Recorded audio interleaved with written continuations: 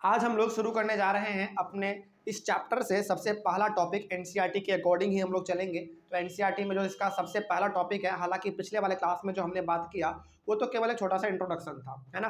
तो हमारा जो इस चैप्टर का पहला टॉपिक है वो टॉपिक आपका Indian textiles and the world market. ये आपका मेन टॉपिक है। इस मेन टॉपिक के अंदर आपको छोटा छोटा सा टॉपिक मिलता चलेगा, जिसमें से पहला छोटा टॉपिक जो आपका है वो है वर्ड्स टेल अस हिस्टोरीज।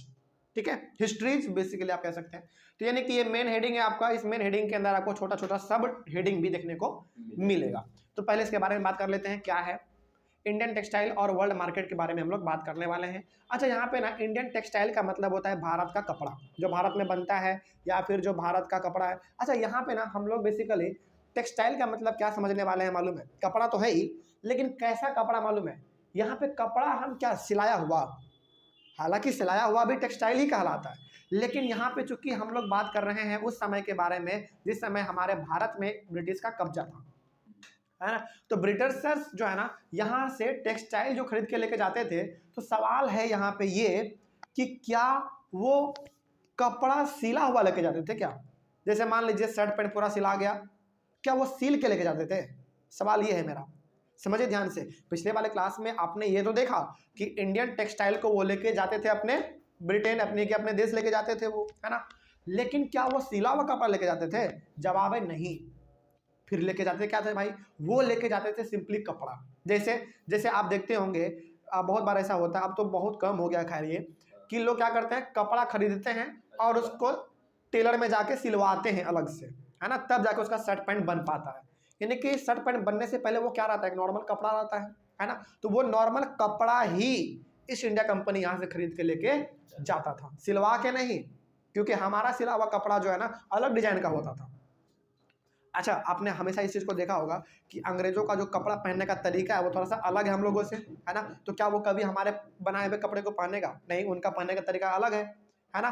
तो उसी प्रकार से ईस्ट इंडिया कंपनी भारत में केवल कपड़ा खरीदता था, सिला हुआ कपड़ा नहीं, ठीक है। और उस कपड़े को वो लेके जाके अपने ब्रिटेन में उसको अपने डिजाइन से सिलता था, ठीक है। उसके बाद फिर उसको पहनता था या फिर बेचता था, ठीक है। तो इस बात को आप यहाँ पे ध्यान में रखिएगा।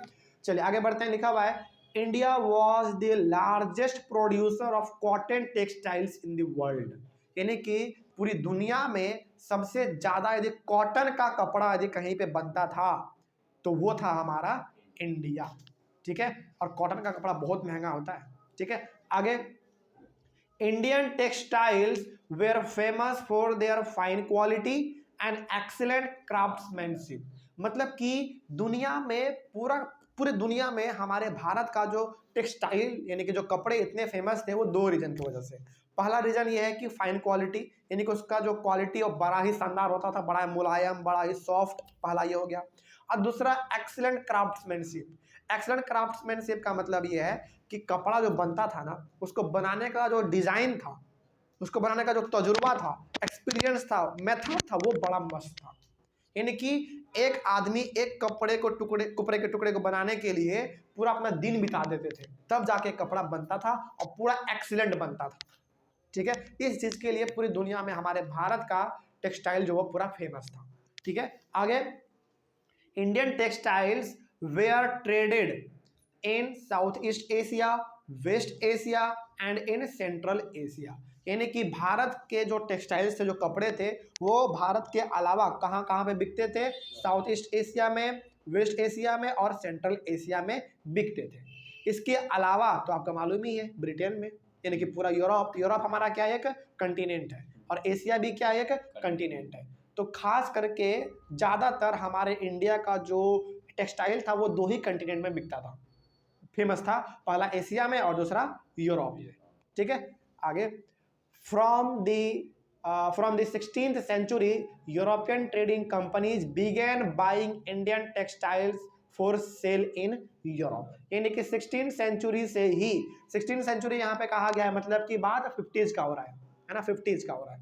तो 50s से ही ईस्ट इंडिया कंपनी, यानी कि यहाँ पे यूरोपियन ट्रेडिंग कंपनी का मतलब ईस्ट इंडिया कंपनी बेसिकली, तो वहाँ से यूरोप से लोग आते थे हमारे इंडिया में, सामानों को खरीदते थे और लेके जाके अपने ब्रिटेन में उस सामान से फिनिश्ड प्रोडक्ट बनाते थे, यानी कि वो केवल यहाँ से कपड़ा खरीदेगा और वहाँ पे जाकर उसको शर्ट पैंट का डिजाइन दे के बना के मार्केट में बेचता था वो, है ना, वो भी 16वीं सेंचुरी से ही, ठीक है।